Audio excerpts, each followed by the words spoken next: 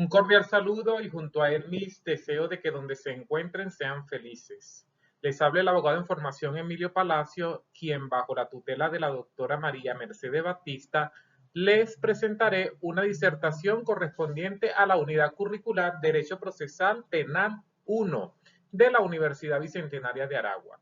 Esta presentación tiene como propósito dar a conocer las formalidades de los actos procesales y muy específicamente las nulidades, tanto absolutas como subsanables o relativas que están establecidas en el marco normativo del Código Orgánico Procesal Penal. También conoceremos sobre la renovación, rectificación o cumplimiento del acto, la convalidación y los efectos de la declaratoria de un acto como nulo. Así que, sin más preámbulo, vamos a ello.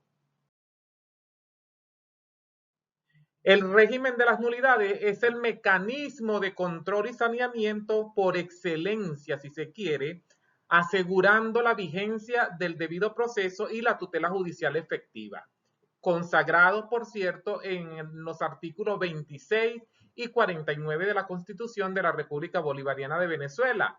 Por su parte, el Código Orgánico Procesal Penal y muy especialmente tras la reforma de septiembre del año 2021, en los artículos 174 al 180 establece un régimen de nulidades que diferencia claramente entre nulidades absolutas y nulidades saneables o nulidades relativas como se conoce primordialmente. El artículo 174, por ejemplo, establece el principio fundamental que rige la materia. También es conocido como el principio de la no apreciación o principio de trascendencia de la nulidad. Según esta norma, o sea, el artículo 174, los actos procesales que se cumplen o que se cumplan en contravención, o sea, contrario a derecho o con inobservancia de las condiciones previstas en el Código Orgánico Procesal Penal, la Constitución, las leyes, los tratados, los convenios y acuerdos internacionales, no podrán ser apreciados para fundar una decisión judicial, ni pueden ser utilizados como presupuestos de ella.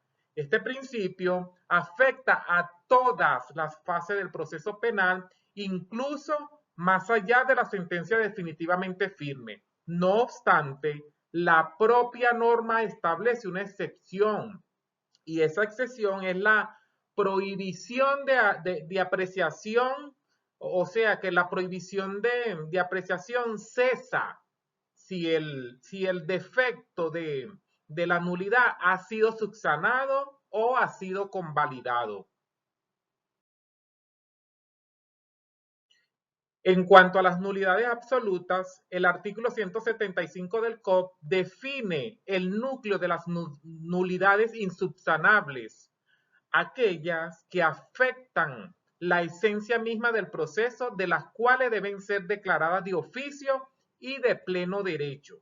Se consideran nulidades absolutas la violación de la intervención, la asistencia y representación del imputado o imputada en los casos y las formas que el Código Orgánico Procesal Penal establece. También la inobservancia o la violación de derechos y garantías fundamentales previstos en la Constitución, el COP, las leyes y los tratados internacionales suscritos y ratificados por la República Bolivariana de Venezuela.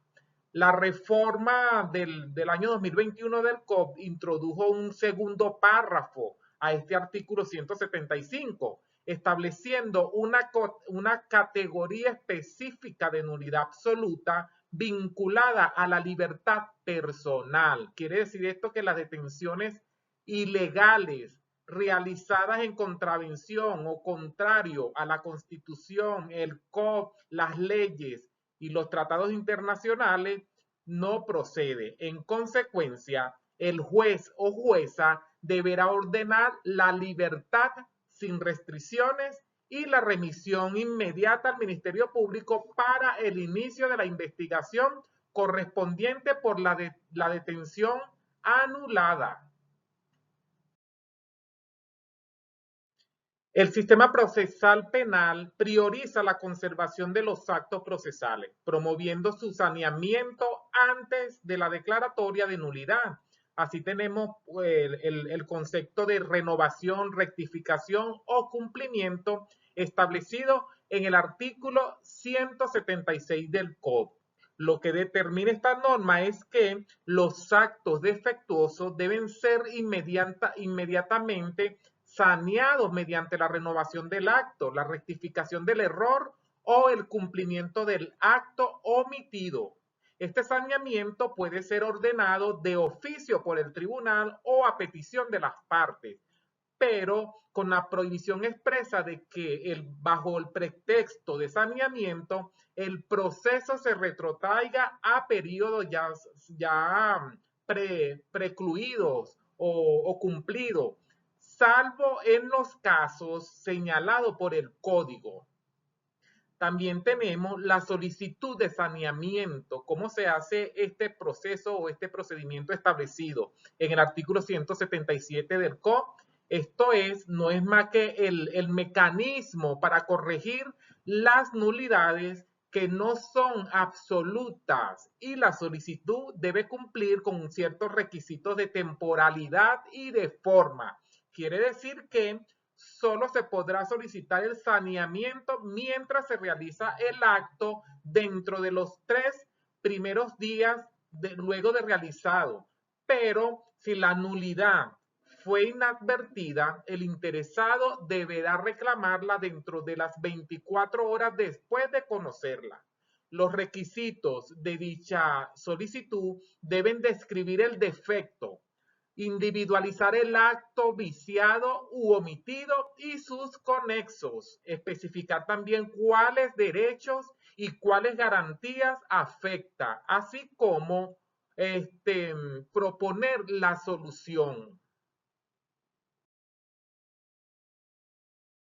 Hablemos de la convalidación de las nulidades, y es que la convalidación es el mecanismo por el cual un acto anulable se torna válido. Esto está establecido en el artículo 178 del COD. Esto subsana el vicio, salvo los casos de nulidad absoluta. Los actos anulables quedarán convalidados cuando las partes no hayan solicitado oportunamente su saneamiento, cuando quienes tengan derecho a solicitado hayan aceptado expresa o tácitamente los efectos del acto. Si no obstante la irregularidad, el acto ha conseguido su finalidad, también es una causa de convalidación. Declaración de nulidad. Cuando no sea posible sanear un acto, ni se trate de casos de convalidación, el juez debe declarar su nulidad, bien sea de oficio o a petición de parte, mediante un acto razonado o señalándola expresamente en la resolución respectiva. El artículo 180, por su parte, regula los efectos de la declaratoria de nulidad, estableciendo la regla de la nulidad derivada y el principio de progresividad procesal. La nulidad de un acto, por ejemplo, una vez declarada, conlleva la de los actos consecutivos que del mismo emanen o dependan de ese acto. Otro causal de efecto es la declaración de nulidad, que ésta no podrá retrotraer el proceso a etapas anteriores con grave perjuicio para el imputado o imputada, salvo cuando la nulidad se funde en la violación de una garantía establecida en su favor. No obstante, la jurisprudencia ha aplicado en reiteradas oportunidades la reposición a fases anteriores, esto es, en la fase de investigación o audiencia preliminar, cuando se ha determinado una violación flagrante del derecho a la defensa del debido proceso fundamentado en la decisión de los artículos 174, 175 y 180 del COD. Contra el auto que declare la nulidad, las partes pueden interponer recursos de apelación dentro de los 5 días siguientes a su notificación. La apelación interpuesta contra el auto que declara sin lugar la nulidad solo tendrá efecto devolutivo. En conclusión, las nulidades constituyen un sistema robusto que busca el equilibrio entre la validez formal de los actos y la protección de los derechos fundamentales. La reforma de 2021 reafirma la naturaleza de la nulidad absoluta como mecanismo de defensa de las garantías constitucionales, especialmente en los casos de detenciones ilegales, al tiempo que promueve la celeridad y la progresividad procesal mediante el saneamiento y la convalidación. Así pues que la correcta aplicación de estas normas es esencial para la legitimidad de la justicia penal venezolana. Es todo. Muchas gracias por su amable atención y nos vemos pronto en una nueva disertación. Hasta entonces.